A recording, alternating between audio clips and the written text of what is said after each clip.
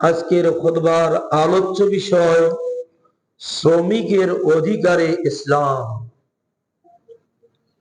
গতকাল পহেলা মে বিশ্ব শ্রমিক অধিকার দিবস পালিত হয়েছে। যদিও নাকি কোন দিবস ঈদ আইনের দিবস ছাড়া কোন দিবস পালন শরীয়ত সম্মত নয়, তথাপিও গোটা বিশ্বব্যাপী শ্রমিক দিবস প্রতি বছর পহেলা মে শ্রমিক দিবস পালিত হয়। তাতে লাভ ক্ষতি কতটুকু হয় আমার কিন্তু ওটা পরিসংখ্যান নেই। তবে আপনারা যারা এগুলি বিষয়ে গবেষণা করেন, চিন্তা ভাবনা করেন, আপনাদের পরিসংখ্যানে হয়তো দেখা যাবে যে যত দিন যাচ্ছে ততই শ্রমিকরা শ্রমের ন্যায্য অধিকার থেকে বঞ্চিতই হচ্ছে। এই সমস্ত দিবস পালন করেও কোনো লাভ উপকার হচ্ছে বলে আমার বিশ্বাস খুব কম। তারপরেও আমি পালন করি বা না করি, এটা তার গতিতেই প্রতি বছর পহেলা মে পালিত হবেই হবে। আমরা জেনে নেই শ্রমিকের অধিকার সম্পর্কে ইসলাম কি বলেছে। ভূমিকায় একটু বলতে চাই, শ্রমিকের অধিকারের ব্যাপারে ইসলাম যে রূপ রেখা দিয়েছে তা কিয়ামত পর্যন্ত শ্রেষ্ঠত্বের আসনে আসীন হয়ে থাকবে। শ্রমিকদের অধিকারে ইসলাম যতটুকু দিক নির্দেশনা দিয়েছে ওটাই যদি সমাজে বাস্তবায়িত থাকে তাহলে প্রকৃত পক্ষে শ্রমিকরা ন্যায্য অধিকারে অধিকারী হয়ে থাকবে। আব্দুল্লাহ ইবনে উমর রাদিয়াল্লাহু তাআলা হতে বর্ণিত, তিনি বলেন রাসূল সাল্লাল্লাহু আলাইহি সাল্লাম বলেছেন, সহিহ ইবনে মাজাহ হাদিসটি বর্ণিত হয়েছে, রাসূল সাল্লাল্লাহু আলাইহি সাল্লাম বলেছেন, শ্রমিকের ঘাম শুকানোর আগেই তার ন্যায্য মজুরি পরিশোধ করো। আচ্ছা, এই হাদিসটার প্রতি আমরা কে কতটুকু আমল করি? আমি যখন এই বাচ্চাদের মতো বালক ছিলাম, 9, 10, 8 যখন পড়ি, তখনই দেখেছি আমাদের অঞ্চলে শ্রমিকরা সারাদিন কাজ করত। সকাল 8টায় কাজে যোগ দেয়, সন্ধ্যা বেলা ডুবার আগ পর্যন্ত কাজ করে। আমরা তাদেরকে খাবার নিয়ে দিয়ে আসতাম। আপনাদের এলাকায় নাস্তার গুঁড়ে বলে, আর আমাদের ওই এলাকায় চাল ভাজিয়ে গুঁড়া করা হয়, তাকে বলা হয় নাস্তা। দিয়ে আসতো, ওটুকু খেত।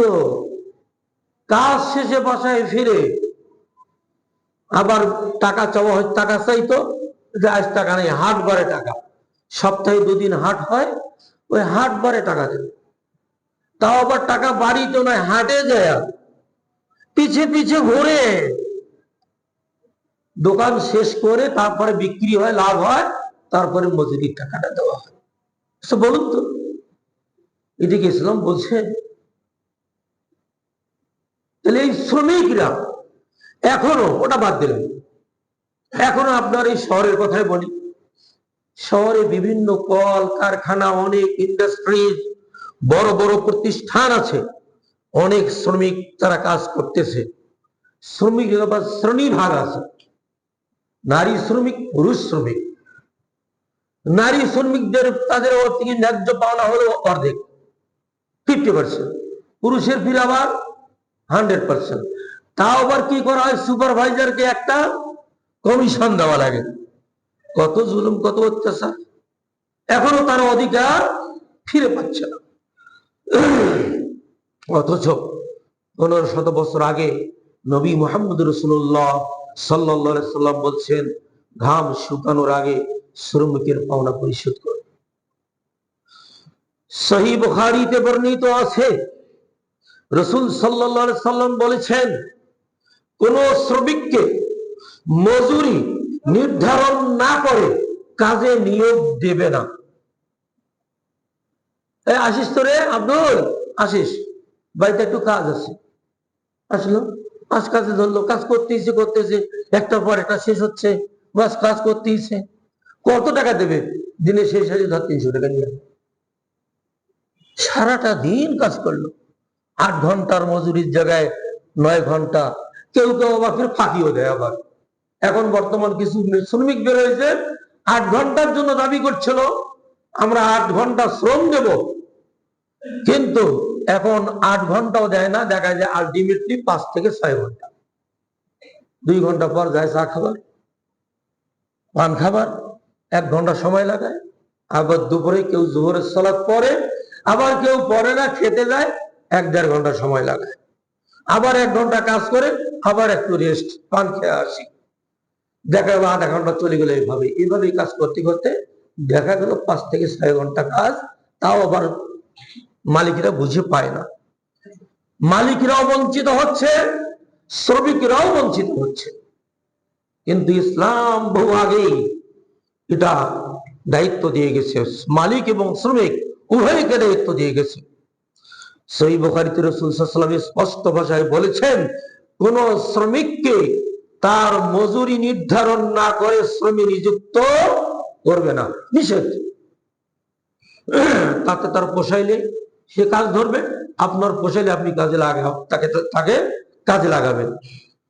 আল্লাহ রাব্বুল আলামিন শ্রমের প্রতি শ্রমিককে উৎসাহ প্রদান করেছেন। যত শ্রমিক আছে সবাইকে শ্রমের প্রতি উৎসাহ প্রদান করা হয়েছে। পৃথিবীতে কে শ্রমিক নয়? আপনি আমি সবাই শ্রমিক, আমরা সবাই পরিশ্রম করি। কেউ বা সচিবালয়ে বসে পরিশ্রম করে, কেউ বা রাস্তা ঝাড়ু দিয়ে পরিশ্রম করে। শ্রেণী বিন্যাস করা হয়েছে। আল্লাহ রাব্বুল আলামিন সবকিছুকে ব্যালেন্স করার জন্য এই সিস্টেমটা তিনি চালু করেছেন। এই সিস্টেম সেই যুগ থেকে আছে, আজ পর্যন্ত চলছে, কিয়ামতের পূর্ব পর্যন্ত চলতেই থাকবে।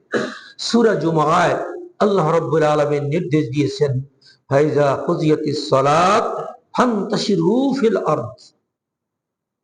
আল্লাহ রাব্বুল আলামিন বলেছেন, সালাত আদায় করা হয়ে গেলেও, সমাপ্ত হয়েছে, জমিনে ছড়িয়ে পড়ো, যার যার কাজে আত্মনিয়োগ করো। ওয়াবতাগু মিন ফাদলিল্লাহ, আল্লাহর রিজিক অনুসন্ধান করো। আমি শ্রমিক, মাঠে কাজ করব, আপনি চাকরিজীবী, অফিসে যাবেন, আপনি ব্যবসায়ী, দোকানে বসবেন, আপনি কর্মজীবী, আপনি কর্মে লিপ্ত হবেন। যে যার কর্মে সেই কর্মে সে লিপ্ত হবে, আল্লাহর নির্দেশ। আল্লাহ রাব্বুল আলামিন প্রত্যেক শ্রমিককে উৎসাহ প্রদান করেছেন, সালাত শেষ, যাও শ্রমে আত্মনিয়োগ করো। আর কি, ওয়াজকুরুল্লাহ কাসীরা, আল্লাহকে বেশি বেশি করে স্মরণ করবা। যদি আল্লাহর স্মরণ থাকে তাহলে ফাঁকি দেওয়ার উপায় থাকবে না। কোন শ্রমিক ফাঁকি দেবে না। আমি মাঠে কাজ করছি, ফাঁকি দেব না। ব্যবসা করছি, ভেজাল দেব না। অফিসে কাজ করছি, হ্যাঁ, হারাম উপার্জন করব না। টেবিলের তল দিয়ে কোনো টাকা পয়সা গ্রহণ করব না। ফাইল আগাবে, নিয়মতান্ত্রিক ভাবে ফাইল চলতে থাকবে। আমার কোনো ফাঁকি দেওয়ার কোনো সুযোগ নেই। ওয়াজকুরুল্লাহ কাসীরা, তোমরা বেশি বেশি করে আল্লাহকে স্মরণ করবে। লাআল্লাকুম তুফলিহুন, তাহলে তোমরা সফল হবে। অর্থাৎ তোমাদের ওই শ্রমে বরকত হবে, ব্যবসায় বরকত হবে, চাকরিতে বরকত হবে, কৃষিতে বরকত হবে। তুমি যেখানে শ্রম নিয়োগ করছো, আত্মনিয়োগ করছো, শ্রম দিচ্ছ, সেখানে আল্লাহ বারাকা দান করবে। সালাত শেষ, শ্রমে আত্মনিয়োগ করো, আল্লাহকে বেশি বেশি কি স্মরণ করো, আল্লাহ তোমার উপার্জনে বরকত দান করবেন, বারাকা দান করবেন। সহিহ বুখারীতে বর্ণিত আছে, আনিল মিকদাদ ইবনে মাদি কারিবা قال قال رسول الله صلى الله عليه وسلم ما أكل أحد طعاما قط خيرا من أن يأكل من عمل يديه وإن نبي الله داود عليه السلام كان يأكل من عمل يديه رواه البخاري। রাসূল সাল্লাল্লাহু আলাইহি ওয়াসাল্লাম বলেছেন, বান্দা সবচেয়ে সর্বোত্তম খাদ্য হচ্ছে নিজ হস্তের উপার্জিত অর্থ, পরিশ্রম করে হস্ত উপার্জিত অর্থ বান্দা যেটা গ্রহণ করে, ভক্ষণ করে, এইটা হচ্ছে বান্দার জন্য সর্বোত্তম হালাল উপার্জন। তাহলে এখানে রাসূল সাল্লাল্লাহু আলাইহি ওয়াসাল্লাম প্রত্যেক বান্দাকে কর্মজীবী হতে বলছে। সবাই শ্রমিক, সবাই কর্মজীবী হবে। এই কথা বলার পর রাসূল সাল্লাল্লাহু আলাইহি সাল্লাম পূর্বের এক নবীর উদাহরণ টেনে আনলেন। তিনি বললেন, ইন্না নবিয়াল্লাহি দাউদ আলাইহিস সালাম কানা ইয়াকুলু মিন আমালি ইয়াদাইহি। দাউদ আলাইহিস সালাম উনি একজন জলিলুল কদর, সম্মানিত নবী।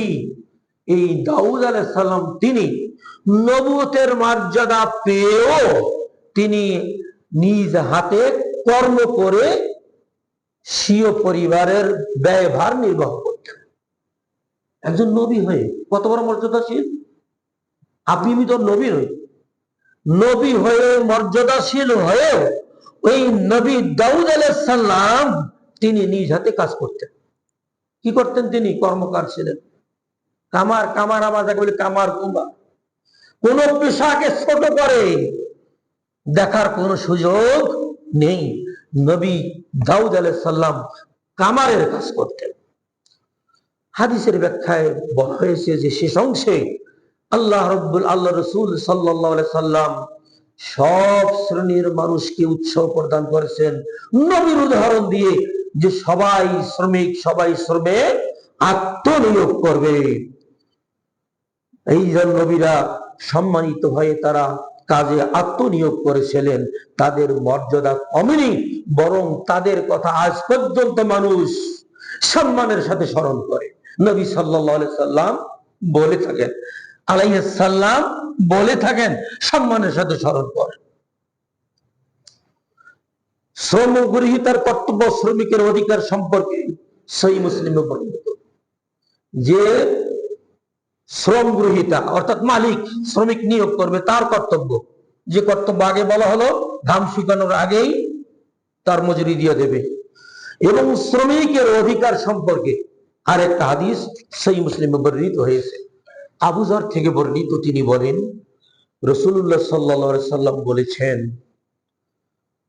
ইখওয়ানুকুম জাআলাহুমুল্লাহু তাহতা আইদিকুম ফামান জাআলাল্লাহু আখাহু তাহতা আইয়াদাইহি ফালিয়ুতইমহু মিম্মা ইয়াকুল ওয়ালিয়ুলবিসহু মিম্মা ইয়ালবাস ওয়ালা ইউকাল্লিফু মিনাল আমালি মা ইয়াগলিবুহু ফাইন কাল্লাফাহু মা ইয়াগলিবুহু ফালইউহিনহু আলাইহি।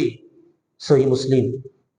অর্থাৎ রাসূল সাল্লাল্লাহু আলাইহি সাল্লাম বলেছেন, আল্লাহ কিছু বান্দাকে তোমাদের অধীনস্থ করে দিয়েছেন।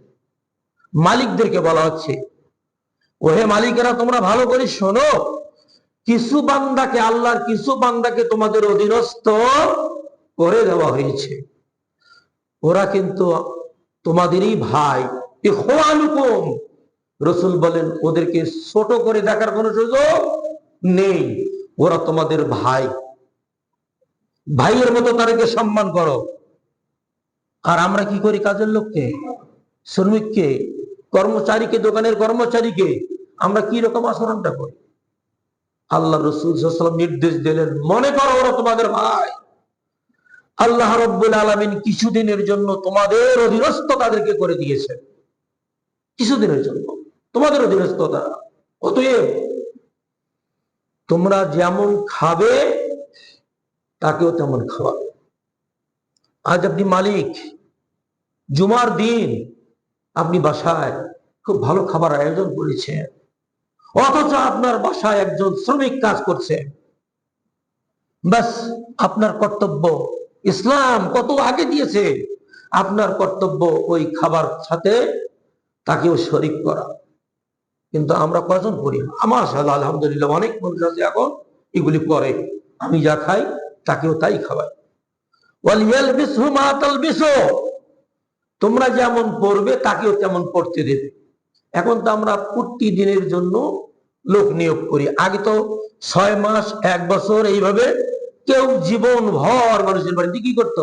কাজ করতো। এখন সে সিস্টেম নাই, এখন দৈনন্দিন মজুরি দেওয়া হয়। বাস তাকে তার মজুরি যখন দেবে, ভালো যেটা নিয়োগ করেছো, নির্ধারণ করেছো, সেই নির্ধারণ করবে। তোমার বাসায় খাবার, ভালো খাবার রান্না হয়েছে, আজকে ঘ্রাণ বের হয়েছে, লোকটা বাড়িতে কাজ করছে, ঘ্রাণ তার নাকে যাচ্ছে, তাকে দিলে না? আল্লাহ রসুল সাল্লাম 1500 বছর আগে বলছেন, যা খাবে তাকেও তাকে তাই খাও, খেতে দেবে তুমি তাকে। আর কি, তাকে এমন কাজ দেবে না যে কাজ করতে সে অপারগ, মানে এমন একটা ভারী কাজ, কঠিন কাজ দেওয়া হচ্ছে, সে কাজ সে করতে পারে না, সে কাজও তুমি তাকে দেবে না। যদি দাও, রসুল বলছেন, তাহলে তুমি তাকে সহযোগিতা করবে। মনে করুন একটা বড় গাছের গুড়ি পড়ে আছে, ওকে বলা হয়েছে তুমি এই গুড়িটা সরে ওইখানে গেল, অথচ একার পক্ষে সম্ভব নয়। এখন আপনি মালিক, আপনি তাকে নিয়োগ করেছেন, আপনি তাকে সহযোগিতা করবেন। ধরো আমিও করতেছি, ভাই ওই দিকে সরে। যদি কোনো কঠিন কাজে তাকে দাও, যেটা সে করতে, যা করতে সে অপারগ, সেটাতে তুমি তাকে সহযোগিতা করবে। এটা নির্দেশ 1500 বছর আগেই রাসূল সাল্লাল্লাহু আলাইহি ওয়াসাল্লাম দিয়ে গেছেন।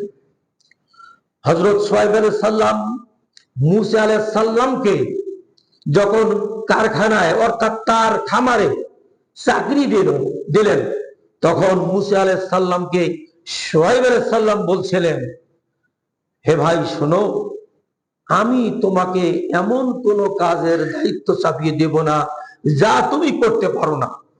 এই কথাটা সূরা কাসাসের 27 নম্বর আয়াতে আল্লাহ উল্লেখ করেছেন।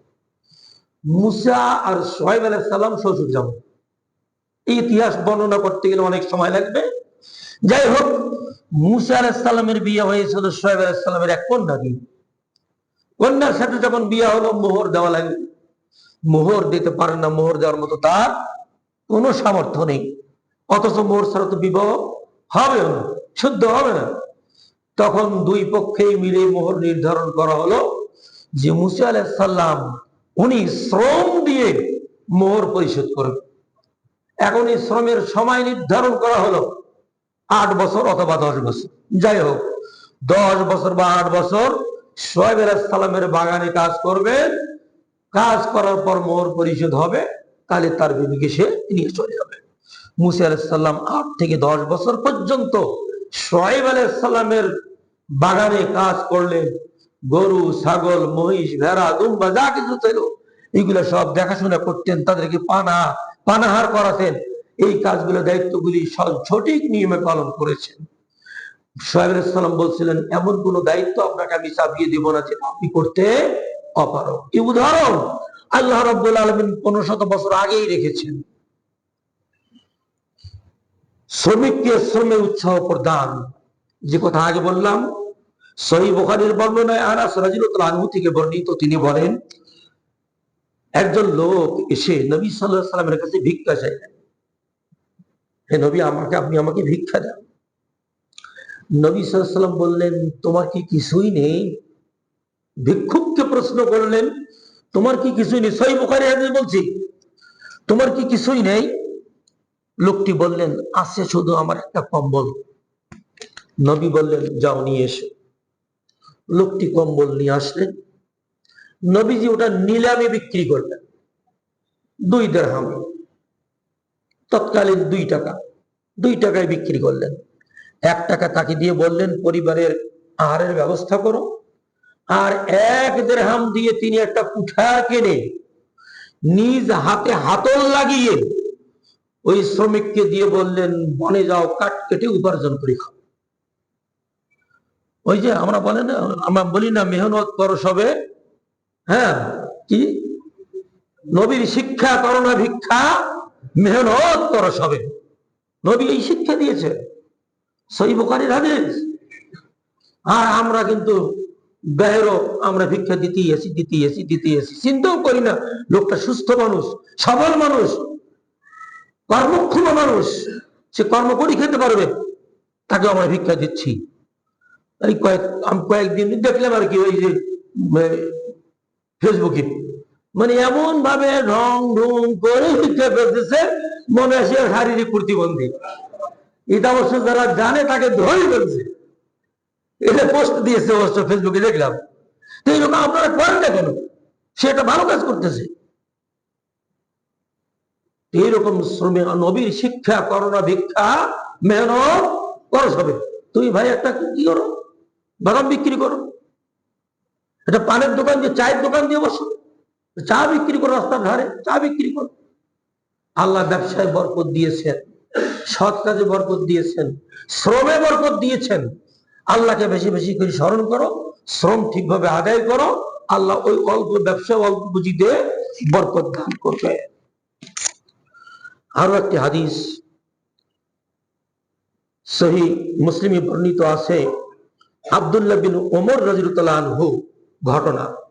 আব্দুল্লাহ বিন ওমর রাদিয়াল্লাহু আনহু, ওমরের পুত্র আব্দুল্লাহ, তার একটা বড় খামার ছিল। ওই খামারে বেশ কিছু লোক শ্রমিকের কাজ করত। তার একজন দেখাশোনা করার জন্য পাহারাবান ছিল, যাকে বলা হয় কি ম্যানেজার বলেন, অথবা বলেন সুপারভাইজার, ইংরেজিতে বলে কি সুপারভাইজার।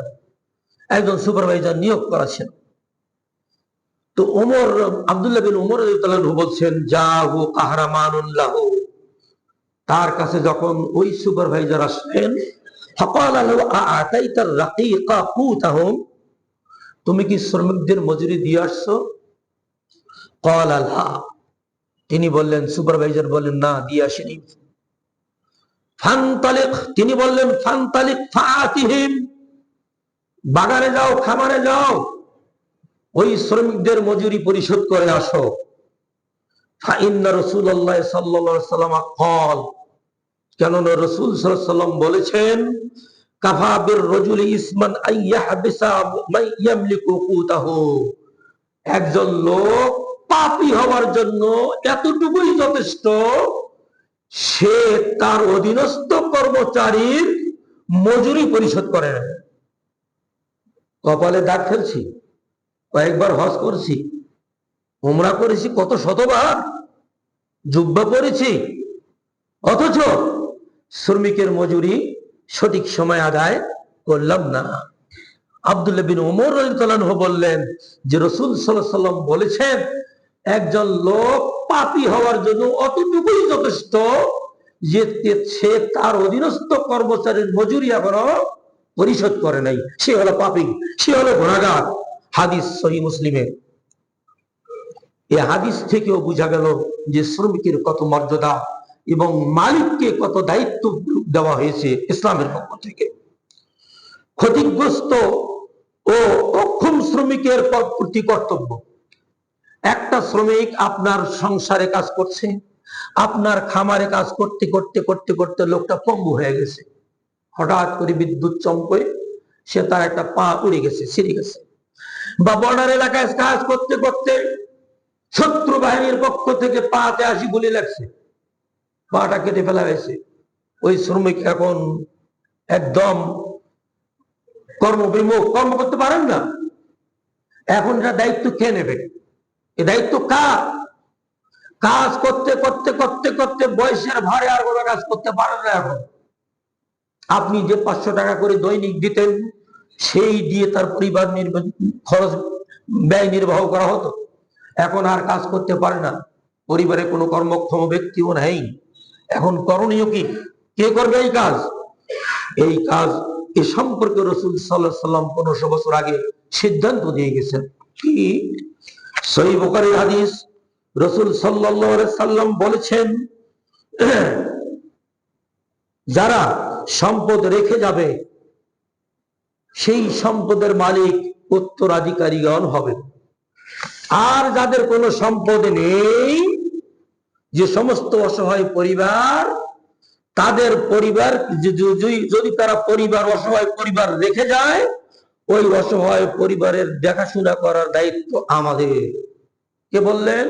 প্রিয় নবী সাল্লাল্লাহু আলাইহি সাল্লাম বলেন, আমাদের মানে কি? সরকারের, সমাজ নেতাদের, অর্থাৎ সরকারের বা মালিক পক্ষের এটা দায়িত্ব। যেগুলো সরকারি চাকুরে, তাদের দায়িত্ব সরকার নেবে।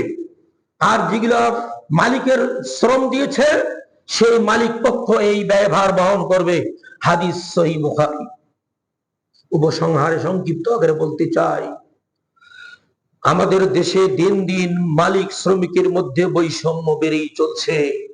গত 24শে জুলাই বৈষম্য বিরোধী ছাত্র আন্দোলনের মাধ্যমে বৈষম্য দূরীকরণের জন্য ফেসিবাদকে দেশ থেকে তাড়িয়ে দিয়েছে, তারপরে কিন্তু আজও বৈষম্য দূর হয়নি।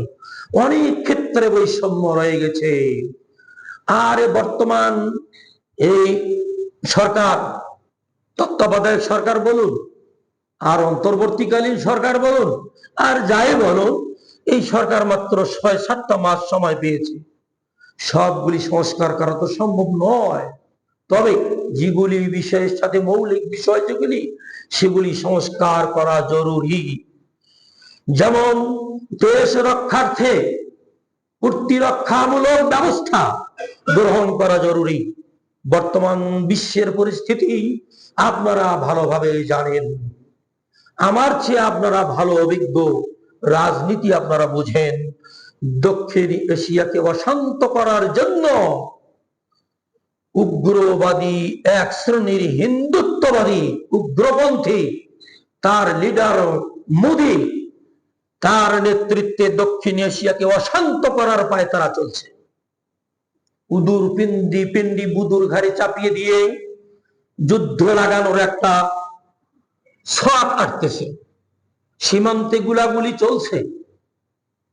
দুই পরাশক্তি, পারমাণবিক শক্তিধর দেশ ভারত এবং পাকিস্তান, পাক ভারত, যদি যুদ্ধ লেগে যায়, অনেক বিশ্লেষকের মতে তারা বিশ্লেষণ করে বলছেন 5 কোটি লোক মারা যাবে। এই 5 কোটির মধ্যে সামরিক লোক কম থাকবে, বেসামরিক লোকে বেশি মারা যাবে। দেখুন না ফিলিস্তিনের প্রতি এই উগ্রবাদী ইহুদিরা ফিলিস্তিনের এই নিরীহ মুসলিম জনতাকে, নারী পুরুষদেরকে যেভাবে গণহত্যা চালিয়ে মানবাধিকার লঙ্ঘন করেছে, আজ বিশ্বের মুসলমানেরা আমরা কিছুই করতে পারিনি।